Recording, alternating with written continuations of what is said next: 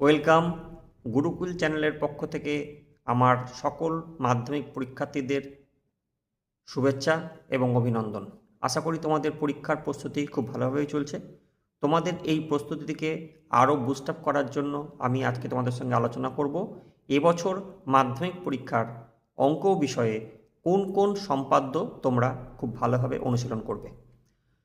দেখো, যদি বিগত বছরের প্রশ্নগুলোকে খেয়াল করা যায় তাহলে এবছর কিন্তু তোমাদের দুটো টপিকস থেকে সম্পাদ্য আসার চান্স সবচেয়ে বেশি, সেটি হচ্ছে পরিবৃত্ত অঙ্কন এবং বৃত্তের স্পর্শক অঙ্কন। এই দুটি বিষয়ের ওপর আমি তোমাদেরকে 6টা প্রবলেম সাজেস্ট করছি। তোমরা যদি এই 6টি প্রবলেম খুব ভালোভাবে প্র্যাকটিস করো তাহলে অবশ্যই তোমরা মাধ্যমিক পরীক্ষায় এখান থেকে কোশ্চেন কমন পাবেই। তো আজকের যে মূল আলোচনা সেখানে যাওয়ার আগে তোমাদেরকে বলে নিই, যারা প্রথমবার এই ভিডিও দেখছো তারা অবশ্যই চ্যানেলটাকে সাবস্ক্রাইব করে দিও এবং পাশে থাকা বেল আইকন প্রেস করে দিও, যাতে আমার নতুন ভিডিও আপলোড করলে তার নোটিফিকেশান সবার প্রথম তোমাদের কাছে চলে যায়। তাহলে চলো দেরি না করে আজকের মূল ভিডিওয় যাওয়া যাক। আজকে আমাদের আলোচনা 2026 মাধ্যমিক পরীক্ষার ইম্পর্ট্যান্ট সম্পাদ্য নিয়ে। এবছর পরীক্ষার্থীরা আমার দেওয়া এই সম্পাদ্যগুলি যদি খুব ভালোভাবে প্র্যাকটিস করো তাহলে পরীক্ষায় অবশ্যই কমন পাবে। প্রথম সমস্যা, 5 সেন্টিমিটার, 6 সেন্টিমিটার এবং 7 সেন্টিমিটার বাহু বিশিষ্ট একটি ত্রিভুজ অঙ্কন করে ওই ত্রিভুজটির পরিবৃত্ত অঙ্কন করো।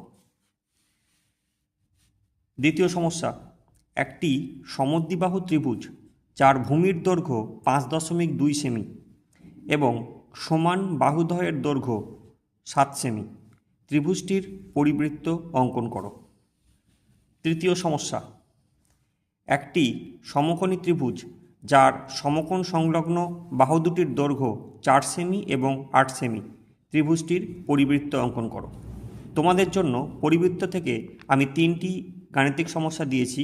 এই 3টি গাণিতিক সমস্যা খুব ভালোভাবে প্র্যাকটিস করো। খেয়াল রাখবে যে এই সংখ্যাগুলি ছাড়া অন্য কোনো সংখ্যাও আসতে পারে, কিন্তু সমস্যাগুলি এগুলোর মধ্যে থেকেই কোনো একটি পরীক্ষাতে আসবে। পরবর্তী সমস্যা, 2.5 সেমি দৈর্ঘ্যের ব্যাসার্ধ বিশিষ্ট বৃত্ত অঙ্কন করো।